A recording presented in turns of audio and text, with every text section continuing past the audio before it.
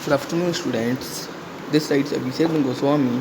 Today I am going to discuss about die. Students, आज के lecture में हम बात करने जा रहे हैं डाई की. डाई क्या होता है? यह एक दो टर्मिनल कौन से? एनोड A1 और ये कैथोड मान लो इसको. इन दोनों को सेम नाम दे दिया A1 और A2. दो टर्मिनल वाली चार परतों वाली द्वैधायनिक युक्ति है. चार परत कैसे? N P हो गई चार परतों वाली होती है. यह भी कह सकते हैं कि डायक एक ऐसा ट्रायक होता है जिसमें गेट टर्मिनल नहीं होता है. यह चार परत वाले युग्म जैसा होता है जिसका बेसिक कंस्ट्रक्शन और सिंबल चित्र में दिखाया गया है. ये बेसिक कंस्ट्रक्शन है, ये इसका सिंबल है डायक का. तो इसमें ये बोला है ना, दो टर्मिनल वाला एक ऐसी क्रिया, मतलब एक इसमें फॉरवर्ड डायरेक्शन में, रिवर्स डायरेक्शन में, तभी तो होगा. इसको फॉरवर्ड मारेंगे, इसको नेगेटिव सप्लाई इसको ऐसे देंगे. अगर इसको मान लिया ऐसे सप्लाई देंगे यहाँ से प्लस माइनस, तब भी ये वर्क करेगा हमारा. और अगर हम इसको इस टाइप से लेते हैं अगर, तब भी ये वर्क करेगा प्लस माइनस. इसकी बोलते हैं हम दो टर्मिनल वाला. डायक में दो एनोड A1 व A2 एन रीजन द्वारा सेपरेट किए गए पी रीजन से जुड़े होते हैं. डायक में दो एनोड A1 व A2 एन रीजन द्वारा सेपरेट किए गए हैं जो पी रीजन से जुड़े हैं, जो कि पी रीजन से जुड़े होते हैं. ठीक है, देखिए ये और ये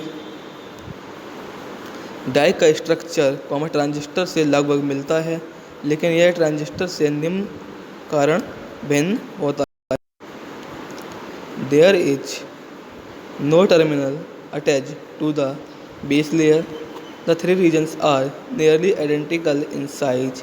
the dope concentration are identical, unlike a bipolar transistor, to give the device symmetrical property. अब बात करते हैं इसके ऑपरेशन की. जब डायक के टर्मिनल पर पॉजिटिव या नेगेटिव वोल्टेज अप्लाइड करते हैं तो यह युक्ति एक सूक्ष्म लीकेज करंट IBO प्रवाहित करती है. जब हम इसके टर्मिनल पर पॉजिटिव या नेगेटिव वोल्टेज देते हैं तो ये एक लीकेज करंट प्रोवाइड कराता है.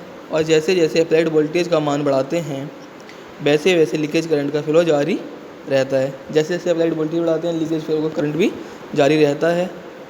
और यह करंट तब तक फ्लो होता है जब तक कि अप्लाइड वोल्टेज का मान ब्रेकडाउन वोल्टेज तक नहीं पहुंच जाता. और ये तब तक फ्लो होता है जब तक अप्लाइड वोल्टेज का मान ब्रेकडाउन वोल्टेज तक नहीं पहुंच जाता. और यहाँ करंट तब तक फ्लो होता है, ठीक है, जब तक अप्लाइड वोल्टेज का मान ब्रेकडाउन वोल्टेज तक नहीं पहुंच जाता. जब अप्लाइड वोल्टेज BDO के बराबर हो जाता है तो उस समय डिवाइस नेगेटिव रेजिस्टेंस की तरह व्यवहार करता है. तो उस समय हमारी डिवाइस जो है नेगेटिव रेजिस्टेंस की तरह कार्य करती है. अर्थात ब्रेकडाउन वोल्टेज BDO के बाद वोल्टेज बढ़ने पर उसमें बहने वाली करंट का मान घटता है और इसी वोल्टेज पर डिवाइस में रिवर्स जंक्शन का एवलांच ब्रेकडाउन हो जाता है. इसी वोल्टेज पर रिवर्स जंक्शन का एवलांच ब्रेकडाउन हो जाता है और डिवाइस के अक्रॉस वोल्टेज ड्रॉप होने लगता है, जिससे ब्रेकडाउन वोल्टेज VW कहते हैं. BI characteristics of डायक. डायक का BI कैरेक्टरिस्टिक्स देखिए चित्र में. डायक का BI अभिलक्षण को अंग्रेजी के Z की तरह होता है क्योंकि डायक दोनों ही दिशाओं में ब्रेकडाउन होता है. यदि positive applied voltage positive breakdown voltage BBO से कम है तथा negative voltage negative breakdown voltage कम है तो इस समय युक्ति में एक small leakage current plus minus IBPO flow होता है. इस स्थिति में डायक करंट फ्लो करना बंद कर देता है और एक ओपन करंट की तरह व्यवहार करने लगता है. ये वोल्टेज डाउन वोल्टेज कहलाता है जिसका मान 30 से 50 वोल्ट तक होता है. ये देखिए अगर हम डायग्राम से बात करें इसमें तो हम जो इसको सप्लाई देंगे फॉरवर्ड वायर्स में,